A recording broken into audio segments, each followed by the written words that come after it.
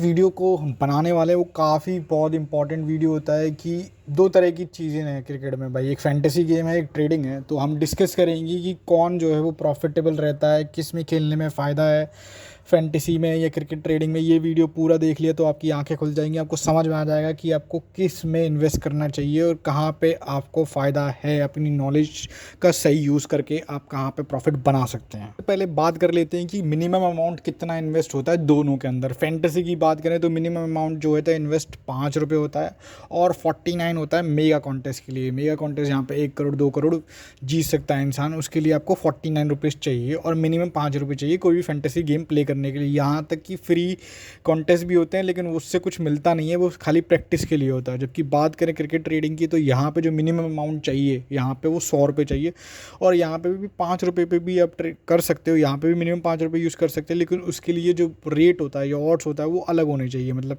5 रुपये पैसे जब भाव होगा कोई भी टीम चेज या डिफरेंट, तब आप यहाँ पे भी 5 रुपये इन्वेस्ट कर सकते हो। तो दोनों में मिनिमम अमाउंट हमने डिस्कस कर लिया कि किस में क्या इन्वेस्ट हो सकता है।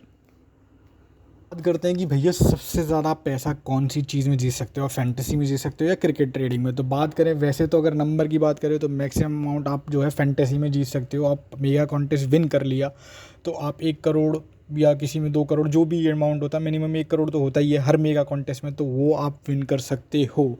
लेकिन बात ये है कि भैया ये विन करने के लिए आपको दुनिया का सबसे लकीस्ट इंसान होना चाहिए। मैं तो ये कहता हूँ कि भैया अगर आप मतलब ईश्वर को पाने की, भगवान को पाने की इच्छा रखोगे ना तो भाई वो तुम्हारी पूरी हो जाएगी। लेकिन फैंटेसी में आपको 1 करोड़ जीतना भाई नेक्स्ट टू इम्पॉसिबल है। कुछ चीज़ें बोलते हैं ना कि इम्पॉसिबल कुछ नहीं होता, लेकिन ये भाई नेक्स्ट इम्पॉसिबल ही समझ लो इसको। मेगा कॉन्टेस्ट में 1 करोड़ जीतना भाई बहुत बड़ी बात है। इससे तो जब भगवान की भजन कर लो, ठीक है, उसको सोचो कि भाई ईश्वर मिल जाएगा तो वो जल्दी मिल जाएगा, लेकिन ये मिलने के चांसेस कम है।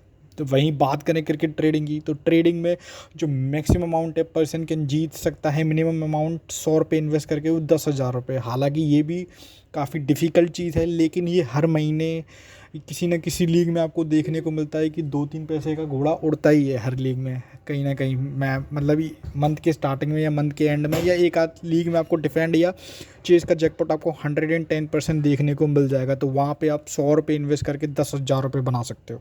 कहते कि भाई विनर की कितने मैक्सिमम पॉसिबल विनर हो सकते हैं दोनों के अंदर। तो जैसे कि आपको पता है कि फैंटेसी के अंदर एक ही विनर हो सकता है जो मेगा कॉन्टेस्ट जीतता है, सिर्फ एक ही बंदा होता है एक कॉन्टेस्ट के अंदर।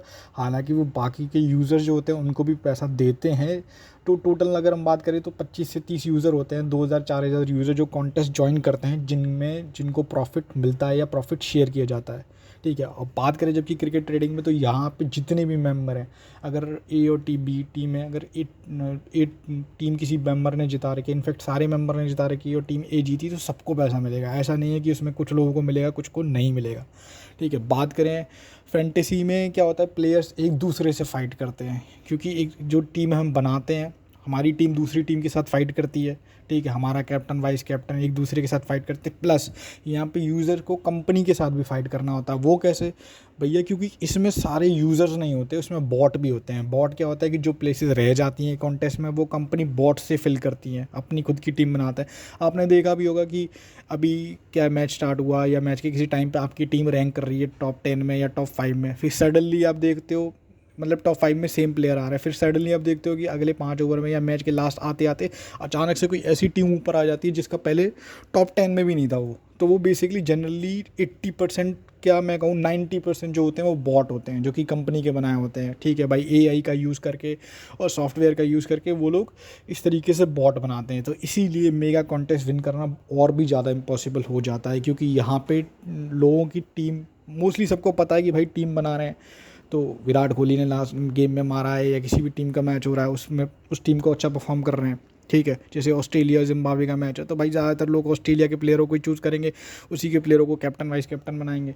तो 90% लोगों का यही टीम होगी। तो उस केस में विन करना बहुत ज़्यादा डिफ़िकल्ट हो जाता है क्योंकि लोगों की ऑलमोस्ट सिमिलर टीम होती है, सबके पास डेटा है। अब कोई ऊट पटांग टीम उठा के बना दे कि भाई किसी के पौआ पी के या किसी के दिमाग में कुछ आया उसने बना दिया किसी को कैप्टन, मान लो कि जिम्बाब्वे के प्लेयर को कैप्टन बना दिया और उस दिन चमत्कार हो गया भाई, जिम्बाब्वे ने ऑस्ट्रेलिया जैसी टीम को हरा दिया। तो ड्रीम 11 में वो आप जीत सकते हो, ठीक है, इस तरीके से।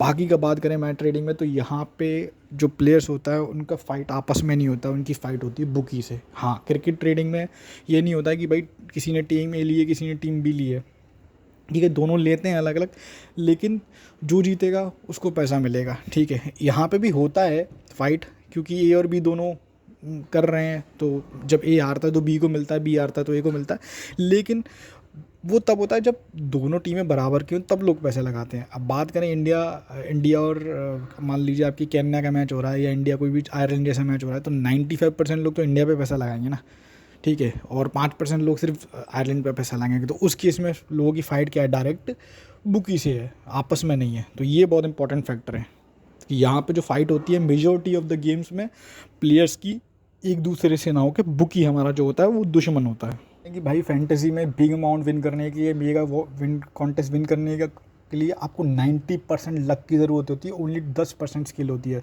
हालांकि जो कंपनी ऐड में दिखाती है कि भाई दिमाग से धोनी बनो और इसमें दिमाग यूज़ होता है, तो भैया इसमें जो फैंटेसी में ना सिर्फ दिमाग जो है वो 10% या 5% ही यूज़ होता है, 90% टोटल लक होता है।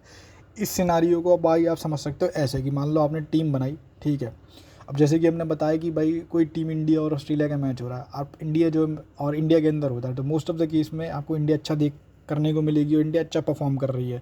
मान लो फर्स्ट T20 में इंडिया जीती, तो सेकंड T20 में लोगों को पता है कि कौन से प्लेयरों ने अच्छा परफॉर्म किया, कौन से बॉलरों ने अच्छा परफॉर्म किया, तो उस हिसाब से लोग टीम बना लेते हैं, ठीक है। तो मेजॉरिटी ऑफ द लोगों की टीम जो होगी वो सेम होगी, क्योंकि सबको पता है लास्ट गेम में क्या परफॉर्म किया है।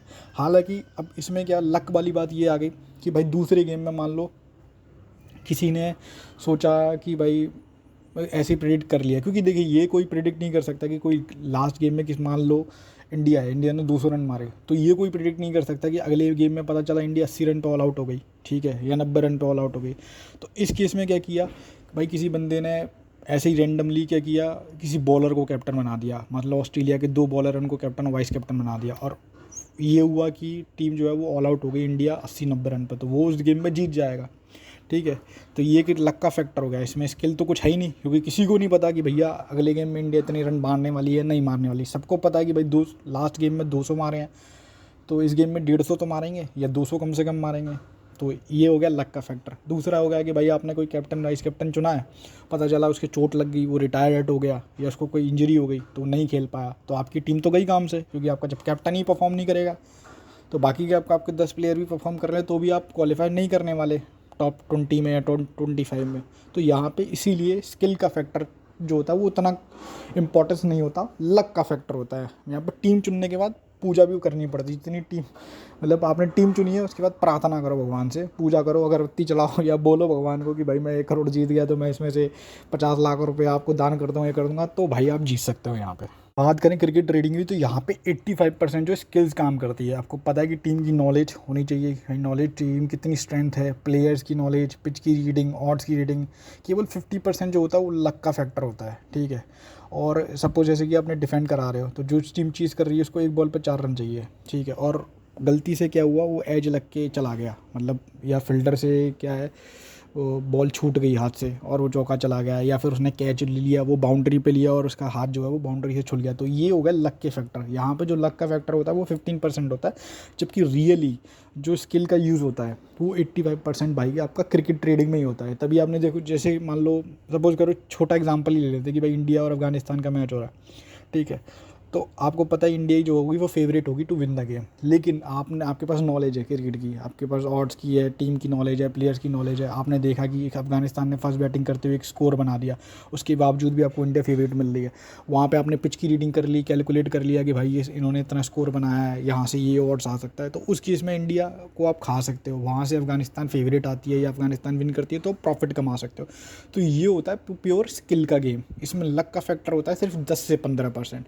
तो क्रिकेट ट्रेडिंग और क्रिकेट फैंटेसी में दोनों में जो लक और स्किल का गेम होता है टोटली अपोजिट होता है। तो ये आपको समझ में आ रहा होगा अच्छे से। भाई जैसे फैंटेसी में क्या होता है, एक बार आपने इन्वेस्टमेंट कर दिया 49 का, या जो भी कॉन्टेस्ट है, आपने 2000 का कॉन्टेस्ट खेला, 5000 का खेला, ठीक है, 5 रुपये का खेला, आपने जो भी कॉन्टेस्ट खेला और ज्वाइन कर लिया, वहाँ पर एक बार आपका पैसा इन्वेस्टमेंट हो गया तो आप गलत होने पे, या आपका कैप्टन या वाइस कैप्टन चोटिल हो गया या पुअर परफॉर्म कर गया, तो आपके पैसे गए, आपके पैसे नहीं बचने वाले, मतलब उस गेम में आपका लॉस है टोटल। जबकि बात करें क्रिकेट ट्रेडिंग में, तो क्रिकेट ट्रेडिंग में एक सबसे बड़ा फ़ायदा ये होता है कि आप गलत होने पे, आपकी एंट्री गलत हुई है, मतलब गलत टीम पे आपने एंट्री किया, उसके बावजूद भी आप अपना पैसा बचा सकते हो। ठीक है, मान लो सपोज़ करो आपने किसी टीम को लगाया या खाया और वहाँ से उस टीम ने ख़राब परफॉर्मेंस किया, तो आप क्या कर सकते हो कि भाई मान लो आपने 40 पैसे पे खाया, एक पेटी खाया, ठीक है, 40,000 आपके लॉस है और एक पेटी आप प्लस हो। अब वहाँ से जो टीम है वो 20 पैसे आ गई या 18 पैसे आ गई, फिर आपको लग रहा है कि आपने सपोज करो चेज़ कराने जा रहे हो, ठीक है, और मान लो इंडिया को ही चेज़ करा रहे हो, इंडिया फेवरेट है, आपने हार्दिक पांड्या के ऊपर पैसा लगाया कि हार्दिक पांड्या जो है इस गेम में चेज़ करा देगा, लेकिन हार्दिक पांड्या आउट हो गया, ठीक है, उसके बाद कोई प्लेयर नहीं है, तो आप उसको 20 पैसे में क्या कर सकते हैं, लगा के एग्जिट कर सकते हो। तो जहाँ आपका 40,000 का लॉस होगा, वहाँ आपका 20,000 का लॉस होगा, आपने 20,000 फिर भी बचा लिया। तो यहाँ आप गलत होने पे भी पैसा अपना सेव कर सकते हो, जो कि फैंटेसी में नहीं होता। दूसरी बात ये है कि यहाँ पे कभी फैंटेसी में क्या होता है, जैसे आपके प्लेयर ने परफॉर्म ख़राब कर दिया, ठीक है, तो अब कोई चांस ही नहीं है, मतलब कोई चांस भी नहीं है, अब तो कंपनी वाले खुद भी नहीं आपको जिता सकते, क्योंकि भाई सिंपल सी बात है, पॉइंट सिस्टम होता है, वो पूरा का पूरा बॉट सिस्टम काम करता है, पूरा का पूरा एक एप्लीकेशन काम करती है। लेकिन यहाँ पे क्या होता है, मान लो आपने किसी टीम को लगाया, उसकी हालत बहुत ज़्यादा ख़राब हो गई, मतलब सामने वाली टीम ऑलमोस्ट विन करने वाली है, उनको चाहिए भाई 8 रन, 8 बॉलों में 8 रन या 10 बॉलों में 10 रन, मतलब डब्बा जो है पूरा बंद हो गया, बुकी जो है डब्बा लेके भाग गया। तो वहाँ से भी होता है कि भाई टीम जो है वो 8 रन नहीं बना पाती है, ठीक है, वो 1 या 2 रन से हार जाती है। तो उस केस में आपका जो हार है वो जीत में बदल जाती है, आप बाजीगर बन जाते हो, मतलब हारी हुई बाजी को आप जीत जाते हो। जबकि फैंटेसी क्रिकेट में ये पॉसिबल ही नहीं है भाई, ये इम्पॉसिबल है, इम्पॉसिबल का बाप है, समझे। जबकि क्रिकेट ट्रेडिंग में ये हो सकता है, आप दोनों चीज़ें, आप हार जो है उसको कम कर सकते हो, पैसा बचा सकते हो, दूसरा आपकी हारी बाजी जो है वो जीत में कन्वर्ट हो सकती है, ये सबसे बड़ा इंपॉर्टेंट फैक्टर होता है। और यहाँ पे जब घोड़ा उड़ता है ना भाई, तो वो घोड़ा मस्त घोड़ा होता है, एकदम खतरनाक घोड़ा होता है। और सबसे बड़ी बात है यहाँ पे, आप मेन इंपॉर्टेंट चीज़ है कि क्रिकेट ट्रेडिंग में आपको रिजल्ट का इंतज़ार नहीं करना। आपने एक टीम को 30 रुपये पे ख़रीदा, उसने अच्छा खेला, 80 रुपये पे आपने उसको बेच दिया, आपने क्या किया, उसको 50 रुपये के फ़ायदे में बेच दिया, तो आपने प्रॉफिट कमा लिया। अब आपको मतलब ही नहीं है कि टीम ए जीते या बी जीत जाए, कोई भी जीत जाए, लेकिन आपने क्या है 50 रुपये का ट्रेड कर लिया, आपको 50 रुपये का प्रॉफिट हो गया।